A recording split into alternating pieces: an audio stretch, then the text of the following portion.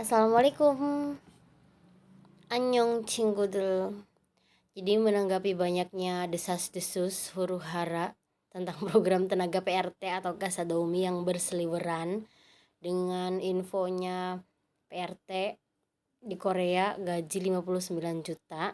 Jadi dengan ini tuh saya mohon izin untuk meluruskan apa yang harus diluruskan. Infonya dari sini. Saya dapat dari TV Chosun. Terus ada juga beberapa sumber lainnya. Nah, kalau ini dari Hanguk Yongjae. Beritanya itu keluar tanggal 7 September 2023. Jadi mari kita bahas ya. Sekali lagi mohon izin untuk meluruskan apa yang ada menurut pokoknya ini saya dapat dari Hanguk Yongjae, dari TV Chosun, sama satu laginya dari never.com. Nah, tentang program pemerintah yang tentang PRT ini ya. Jadi mohon disimak sampai selesai. Dan kalau misalkan ada yang lebih paham, boleh dibantu di komen ya. Jadi untuk tenaga kerja PRT atau Gasadomi merupakan program percobaannya pemerintah Korea Selatan, khususnya dari Departemen Ketenagakerjaan Korea, dengan maksud agar bisa membantu tugas rumah tangga dari para keluarga yang berada di Korea Selatan itu yang sudah tidak produktif. Salah satunya ya sudah menginjak usia dini gitu, sibuk dengan pekerjaan juga kayak gitu kan.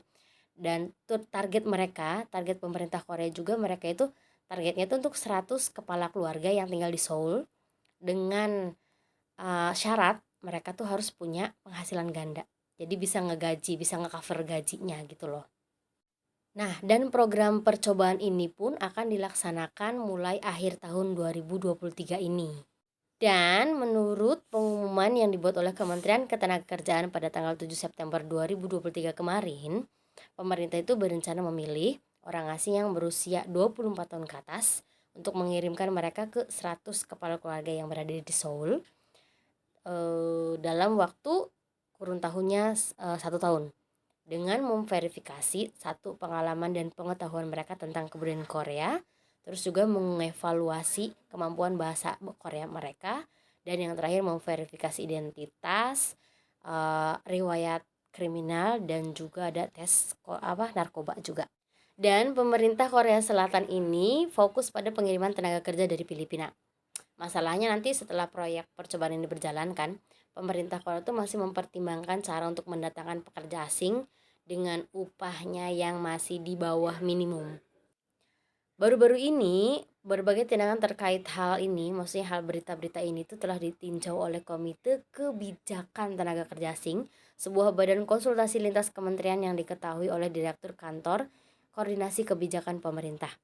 Dilaporkan bahwa sebuah metode untuk mengklasifikasi mereka sebagai pekerja rumah tangga, maksudnya untuk orang asing sebagai pekerja rumah tangga yang saat ini tidak termasuk dalam penerapan upah minimum, itu telah diusulkan. Maksudnya gini kan, karena kan di Korea kan cuma program G2G yang berjalan ya untuk pekerja asingnya. Dan pekerja asing ini, program G2G ini ada fishing, manufaktur, shipbuilding, itu MR-nya 2 juta won.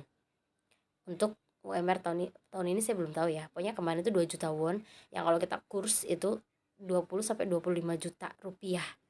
Jadi totalnya itu sekitar 20 sampai 25 juta, itu belum sama lemburan.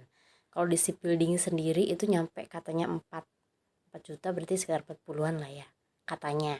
Kalau untuk manufaktur bisa sampai 4 juga, 4 jutaan, sekitar 40-an gitu ya. Dan kalau untuk fishing, kalau fishing kan biasanya terkenal dengan gaji basic atau cuma UMR, yang kalau misalkan nanti kalau ada lembur itu bisa dibayarkan dengan berbagai macam cara, contohnya kayak makan-makan dan lain-lain gitu. Pokoknya koreksi saya kalau salah. Dan satu lagi ternyata ada yang saya tahu ada program P2P juga, tapi kalau untuk P2P saya kurang tahu tentang UMR dan sistem pergajiannya seperti apa. Jadi setahu saya di Korea itu cuma baru 2 program tersebut. Rencana yang paling mungkin adalah mengizinkan pelajar asing bekerja sebagai pembantu rumah tangga atau PRT atau Gasadomi ini untuk jangka waktu terbatas. Jadi untuk pelajar yang belajar di Korea Selatan, pelajar asing, itu kan tadinya mereka bisa arbeite atau paruh waktu. Paruh waktu mereka itu kan paling pegawai di restoran ya kan, di bar atau di toko-toko HP kayak gitu. Nah sekarang dibuka kesempatan lagi untuk jadi Kasadaomi.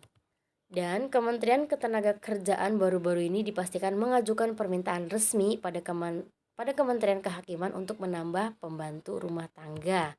Idenya adalah untuk menggunakan pelajar internasional yang akrab dengan budaya Korea sebagai pembantu rumah tangga. Kementerian Kehakiman dikabarkan belum memberikan sikap jelas atas permintaan Kementerian Tenaga tersebut. Jadi kesimpulannya, program PRT atau Kasadaomi ini di Korea ini masih dalam proyek percobaan, dan dalam masa percobaan ini hanya pekerja asing dari Filipina. Itu pun hanya untuk 100 kepala keluarga di kota Seoul, dengan tadi ketentuan si keluarganya ini mempunyai penghasilan ganda. Dan untuk selanjutnya, nanti bila dalam proyek percobaan berjalan, pemerintah akan mempekerjakan pelajar internasional di Korea Selatan ini untuk part-time dalam pekerjaan Kasadaomi.